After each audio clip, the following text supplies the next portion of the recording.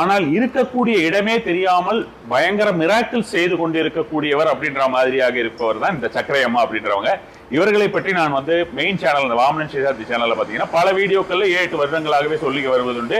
நம்ம பிளாக்லயும் வந்து ரெகுலராகவே வந்து அவங்களோட பத்தி 10 வருஷத்துக்கு மேல 10-13 வருஷமாவே அந்த பிளாக்லயும் நிறைய கொடுத்துருக்கேன். அவர்களை பற்றி எந்த மாதிரியான ஒரு பவர்ஸ் எல்லாம் அவங்களுக்கு இருந்தது அப்படின்ற மாதிரியான விஷயங்கள் எல்லாமே சொல்லி இருக்கப்பட்டிருக்கிறது ஆல்ரெடியே.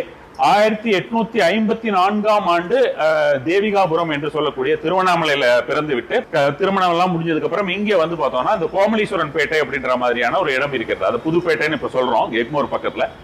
அந்த இடத்துல வந்து அவர்கள் இருக்கிறார்கள். இதுக்கு நடுவுல வந்து பார்த்தோம்னா அவங்களுடைய குரு நட்சத்திர குணாம்பா இல்லையா, நட்சத்திர குணாம்பா அம்மாவுக்கும் சரி, விட்டலா அவர்கிட்டயும் இருந்திருக்காங்க இல்லையா. அவர்கிட்டயும் இருந்துட்டு போயிட்டு அவங்க கிட்ட இந்த சக்கர விஷயங்களை, ஸ்ரீ சக்கர பூஜை அப்படின்ற மாதிரியான விஷயங்களும் சித்துகளும் கற்றுக்கொள்ளுகிறார்கள்.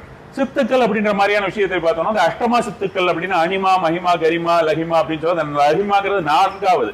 அந்த 4வது லஹிமா அப்படின்றது வந்து பார்த்தோம்னா பறக்கக்கூடிய சக்தியை தரக்கூடியது அப்படின்ற மாதிரியான விஷயம். இந்த ஒவ்வொரு அஷ்டமா சித்துகள்லயுமே எந்த மாதிரியான விஷயங்கள் எல்லாம் செய்யலாம், மகாபாரதத்திலும் ராமாயணத்திலும் இது எப்படி வந்து கோரிலேட் ஆகும் அப்படின்ற மாதிரியான விஷயங்கள், ஆஞ்சநேயர் எந்தெந்த விஷயங்கள்லாம் செஞ்சார் அப்படின்ற மாதிரியாக, சாய்பாபா நம்ம வந்து ஷிரடி சாய்பாபா என்ன மாதிரியான விஷயங்கள் செய்தார் என்ற மாதிரியான விஷயங்கள் எல்லாமே நாம பேசியிருக்கோம் ஆல்ரெடி. சோ அது மாதிரியான ஒரு சித்தியை பெற்றவர் இவர். வந்து இங்க சென்னைக்குள்ளேயே பறந்ததை கண்ணால் பார்த்த சாட்சியங்கள் உண்டு, அது பேப்பர்லயும் வந்திருக்கு.